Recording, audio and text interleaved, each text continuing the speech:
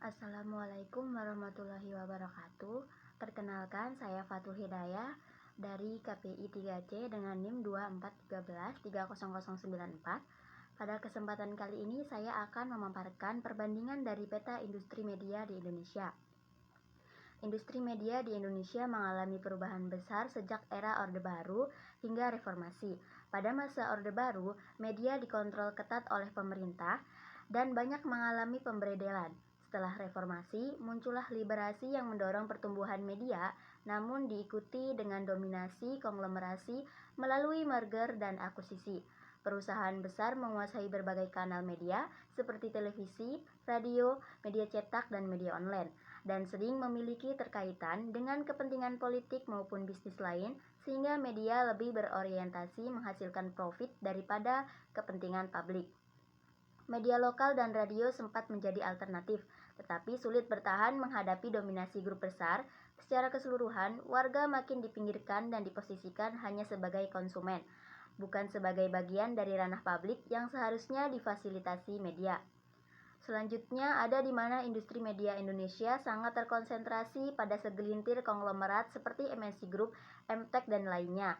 Mereka menerapkan pola kepemilikan horizontal, vertikal, diagonal, serta konglomerasi yang mencangkup berbagai platform media sekaligus bisnis non-media. Kondisi ini membentuk oligopoli media atau struktur media yang tidak kompetitif, di mana pemilik media memiliki hubungan erat dengan partai politik dan pemerintah. Berdasarkan data dan diagram memperlihatkan struktur dan dominasi kepemilikan media oleh beberapa kelompok besar dengan afiliasi politik yang terbuka, yang berpotensi membatasi pluralitas media dan keberagaman opini di Indonesia. Studi kasus media lokal di Sulawesi Selatan dan Jawa Timur juga menggambarkan bagaimana kepemilikan media lokal sebagian merupakan bagian dari jaringan konglomerasi besar, dan media lokal menghadapi tantangan independensi dan pluralitas akibat dominasi konglomerat dan afiliasi politik. Selanjutnya, ada waktu di mana media sebagai watchdog. Demokrasi justru berubah menjadi kekuatan politik, ekonomi, dan budaya baru yang kadang kehilangan tanggung jawab sosial. Dalam 15 tahun terakhir, industri media Indonesia dikuasai oleh konglomerasi besar yang membentuk oligopoli.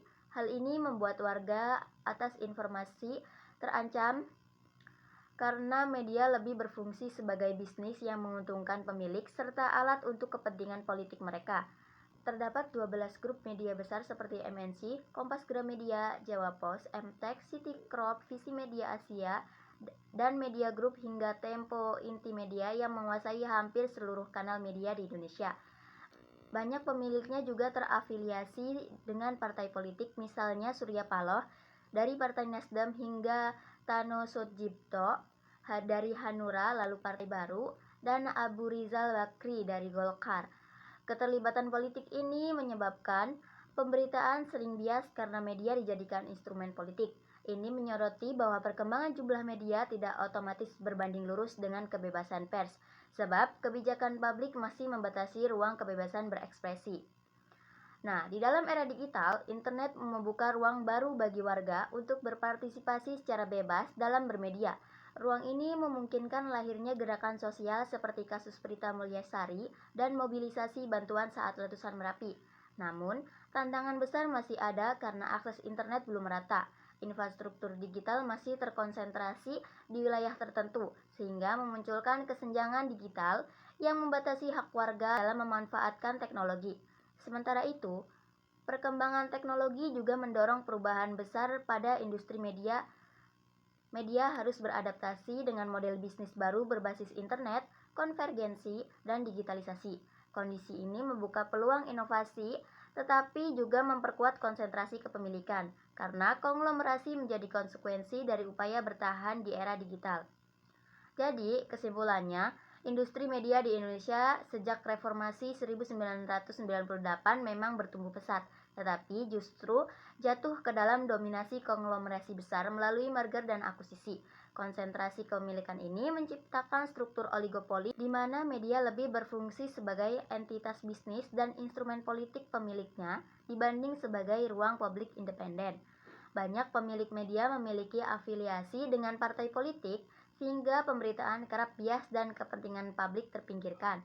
Meski jumlah media bertambah, hal itu tidak menjamin kebebasan pers maupun keberagaman opini. Sebaliknya, masyarakat lebih diposisikan sebagai konsumen, sementara media dijalankan untuk kepentingan sempit pemilik modal dan kekuasaan. Di sisi lain, perkembangan teknologi dan kemunculan media era internet membawa dinamika baru. Internet membuka ruang partisipasi yang lebih luas bagi warga untuk memproduksi dan menyebarkan informasi secara mandiri, bahkan memunculkan gerakan sosial berbasis digital. Namun, tantangan seperti kesenjangan akses internet dan dominasi konglomerasi dalam menguasai ekosistem di era digital tetap menjadi persoalan yang membatasi potensi internet sebagai ruang publik yang sepenuhnya independen. Sekian dari saya. Wabillahi taufik wal hidayah. Wassalamualaikum warahmatullahi wabarakatuh.